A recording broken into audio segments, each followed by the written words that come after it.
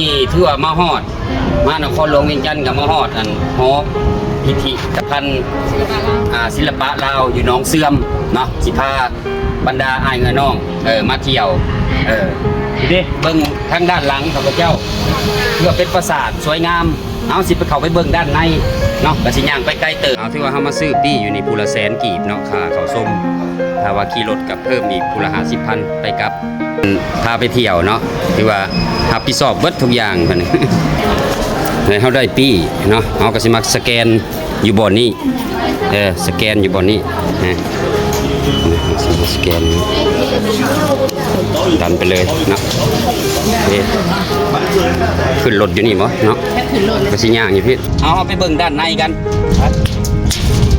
จะเป็นหนองเสื่อมอยู่นี่เนาะโอ้งามหลายเอาสิเข้าไปเบิ่งด้านในเด็กบรรดาไอ้น้องกะเนาะแต่เป็นข้างทำอิฐเนาะที่ได้มาแล้วเฮาสิมาเก็บภาพ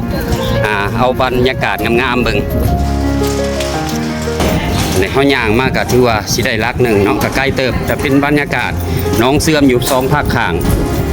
ถือว่าอากาศก็เย็น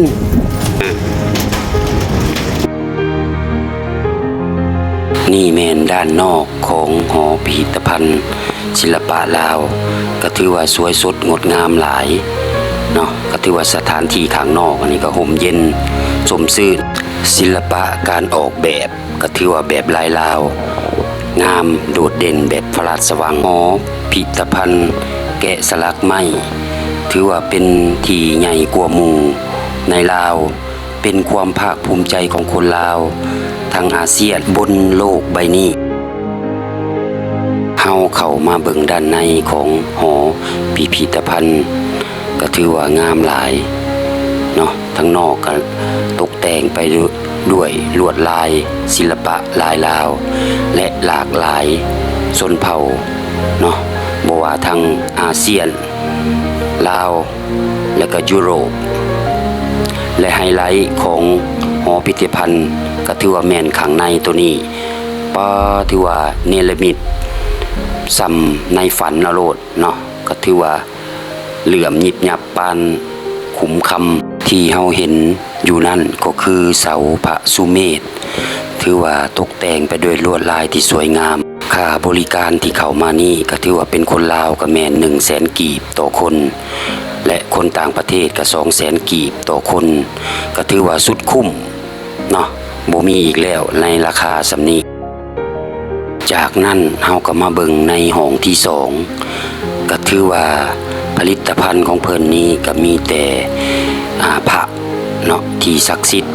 ถือว่าตกแต่งของเก่าเครื่องเก่าของแก่มาแต่ดึกดำบรรพ์แต่ละยุคสมัยถือว่ามารวบรวมอยู่สถานที่ห้องแห่งนี้จำนวนเครื่องที่เอามาวางแสดงอยู่หอพิพิธภัณฑ์แห่งนี้ก็ถือว่ามีทั้งหมดอยู่30,000 สิ้นทั้งน้อยใหญ่เนาะแต่สิเอามาโซอยู่นี้แม่น10,000 สิ้นก่อนเนาะถือว่าบ่ทันได้วางแสดงจนเบิดถือว่าเบิ่งบ่ทั่วเบิ่งบ่หลอนมันหลากหลาย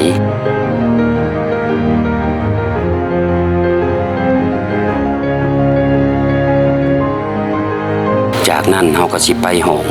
ใต้ดินลงไปเป็นห้องที่3ห้องนี้ก็ถือว่าเป็นไฮไลท์ถือว่าสวยสดงดงามหลายและเฮาจะขี่คันไดเลื่อนลงไป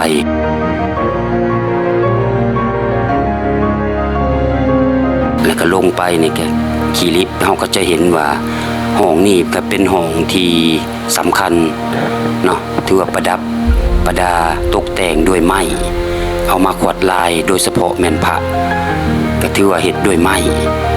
เนาะไม้กับไม้ที่มีคุณค่าอย่างสูงถือว่าลวดลายอย่างหลากหลายวัฒนธรรมทั้งลาวไทยและก็อาเซียนและก็ยุโรปผสมผสาน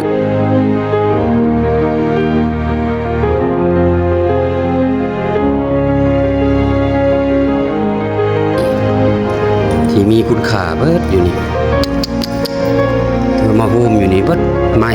เนาะทุกรูปแบบตัวเบิ่งบ่ทั่วหลายอย่างมีแต่ไม้เนื้อดีๆเนาะ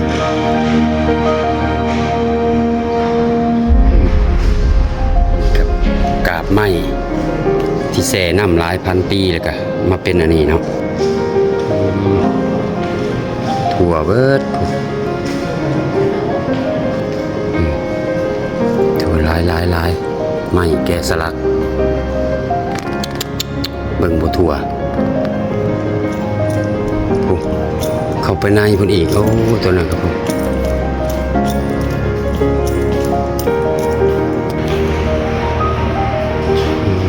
ไม้ที่แกะสลักถึงวัฒนธรรมเบิดเนาะโอ้เดี๋ยวมีมูลค่าสูงขึ้นเนาะตัวนี้ดาบผักเบิดแกะสลักด้วยไม้อีกเนาะโอ้เข้ามาพี่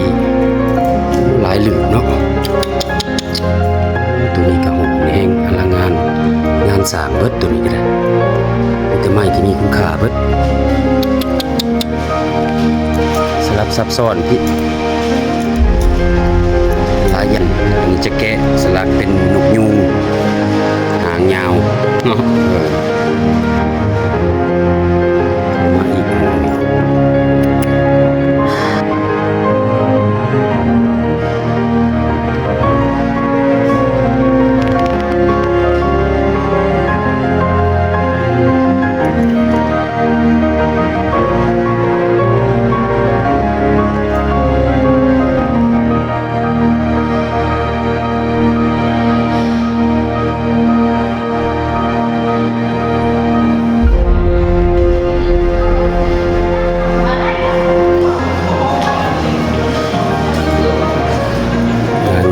หักไม้มันเป็นนี่เบิดตัวนี้เพนไม่ดูงามตัวนี้ก็ได้โอ้ยเบิ่งบัวถั่วเนาะถั่วหลายเก็บภาพให้บัวถั่วว่ามันหลายโพดตัวนั้นภายหลังเฮาเลาะอยู่สันลุมเฮาก็ขึ้นมาอยู่สันเทิงเป็นสันที่สองเนาะห้องสันที่สองนี่ก็ถือว่าประดับ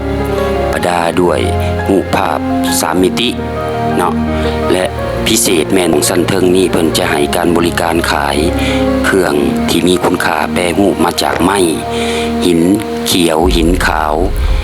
เนาะที่มีมูลค่าสูงอยู่ในนี้